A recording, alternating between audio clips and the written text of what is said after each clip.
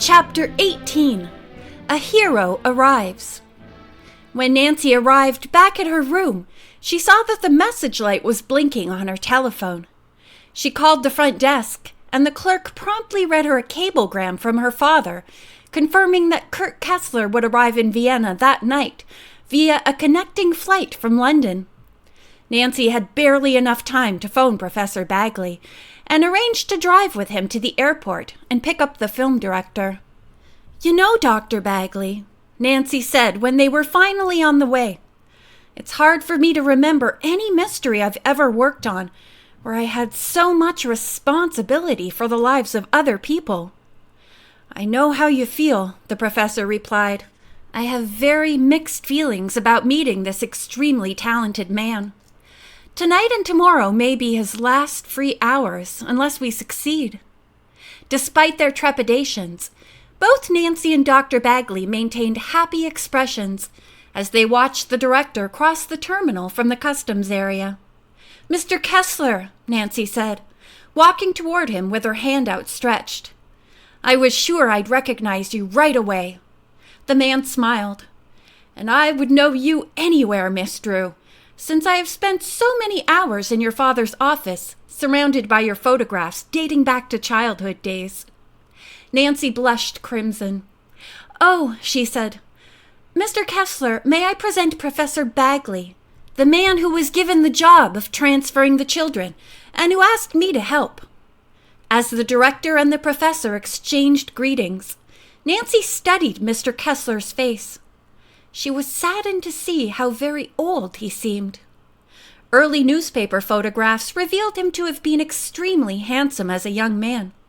Now, though he was only middle-aged, his good looks had been replaced by deep lines etched by pain on weather-beaten skin.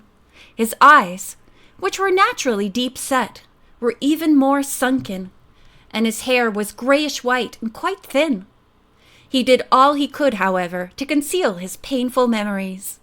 He spoke with enthusiasm, and the soft, sad eyes were still capable of flashing with humor. As they walked back to the car, Nancy listened to his conversation with Dr. Bagley, thinking of Kurt Kessler weeping when he was alone, for the things he had shown in Captive Witness. "I just have to find his film," she thought. As the threesome rode back to the hotel, Nancy felt compelled to tell Mr. Kessler, "I'm the one who's guilty for getting you involved in all of this.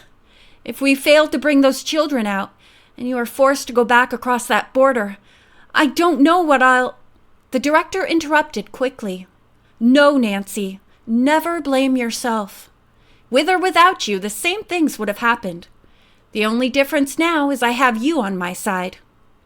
"What bothers me," Dr. Bagley said, "is that even if we do manage to free the children, what's to prevent your enemies from trying to stop other people who want to leave and demanding you in exchange?" "Look, anything is possible," Kessler replied. "But I think this is a single attempt. If they get me, they win. But if we get the orphans instead, there will be so much publicity that no one would dare trouble me again. By then, they will have been exposed, and who would believe otherwise? They want the world to see Kurt Kessler crossing the border voluntarily," the professor muttered. "Of course," the director said, "they will probably have a crew there to film it, and with such a film they can issue all kinds of propaganda. How the Americans forced me to make Captive Witness, how it is nothing but lies." "So you don't think they intend to kidnap you?" Dr. Bagley asked. Kessler shook his head. "No, kidnapping me would serve no purpose. They want me to give up freely." "It's so unfair and cruel," Nancy commented. "On the contrary, Nancy," the film director said, "it's insane." Then his voice dropped. "What I dread most is that if I cross the border, I will find that my film has been destroyed." He lapsed into a brooding silence which remained unbroken until the professor spoke. "Mr. Kessler, I promise you that under the plan we've worked out, there would be no way for them to get you across the frontier unless the film and the children are turned over. Besides," Nancy added, We already know they don't have the orphans because just this evening we met Emil Popov, the man who is hiding them in Hungary. Kurt Kessler sighed happily. There are so many exceptional people in this world. America has produced you and Dr. Bagley, and now you tell me about this Popov. The discussion faded as the hotel came in sight. Nancy persuaded room service to serve a late snack in the professor's room, where introductions were made to Eric and Mr. Popov. They excused themselves quickly and went to Ned's room next door, leaving the trio to talk alone for another hour. Nancy outlined the plan involving the decoy group and a strike team to accomplish the final mission. "You are a marvel," Kessler said admiringly.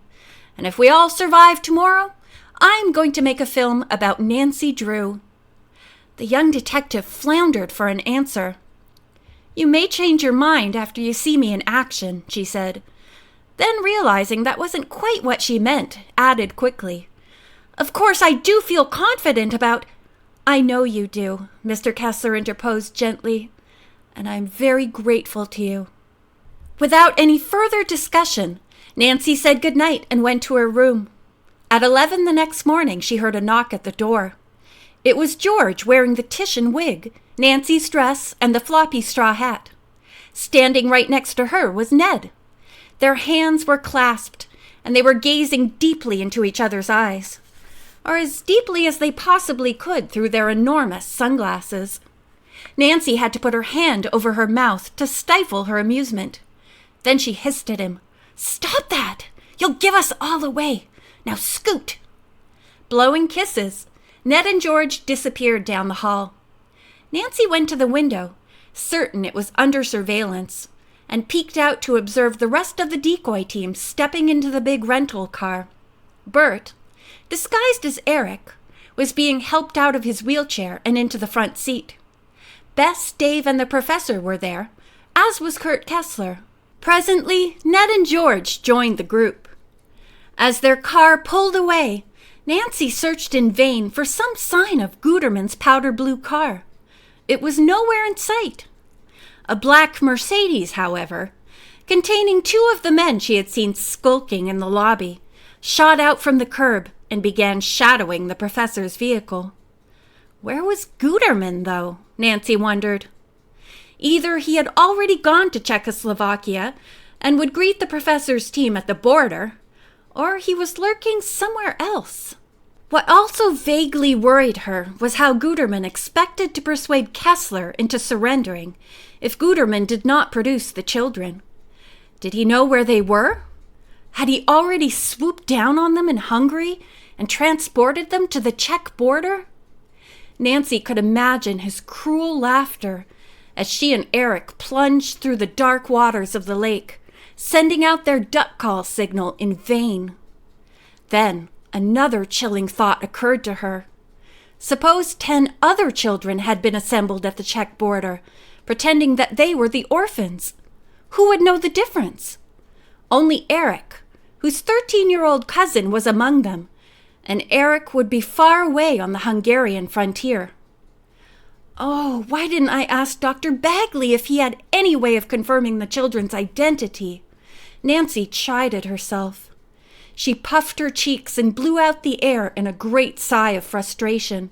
She had missed checking out one very important detail, so it would have to be left to fate. Going to her dressing table, she opened the theatrical makeup kit and for the next hour worked to transform herself from a fresh-faced young woman into a 19th century lady, at least 10 years older, complete with a black beauty mark on her cheek. Then she wriggled into the tight confines of the beautiful, glittering red ball gown. A glossy brunette wig with long, soft curls topped the disguise. Although she wasn't sure if the wig style was typical of the 1800s, she decided it complemented the outfit perfectly. At 4 o'clock, Eric telephoned. "Your car awaits, madam," he said. "Thank you, Otto," Nancy said. "I shall be down immediately." Making no attempt to slip out quietly, Nancy swept down the main staircase into the lobby. Onlookers stared at her incredulously as she waltzed to the door where Eric, in a black wig and large black mustache, took her arm and led her to the rented limousine. Nancy was completely aware that she had stepped past at least 2 of Guterman's men, but felt confident that they hadn't recognized her. As the limousine drove off slowly, the assembled doormen, porters, guests, and passerby issued a round of applause. Nancy waved graciously. "Who is that?" an American woman inquired upon entering the hotel. "Oh," said the doorman, not wishing to appear ignorant of the hotel's guests. "She's a very famous actress. She stays here all the time." All the way out of Vienna, Eric kept checking his rearview mirror to see if anyone was following them. Half an hour later, he said with a tone of caution, "I think we're in the clear, Nancy." "I hope so, but keep an eye on that mirror. By the way, Eric, you make a lovely chauffeur. And that mustache! You like it? It's beautiful. And may I compliment you, madam? You look wonderful. A little overdone for daytime, perhaps, but so what?" "Do you know the route by heart?" Nancy asked. "Every inch, including side roads. We are presently on Route 16 South. We will turn east on 304 through Eisenstadt, then to Schützen, and after that I have to wind down some smaller roads until we reach Moorbisch. When we get there, I'll take over." "I can't wait to find out why you are dressed that way." Eric laughed.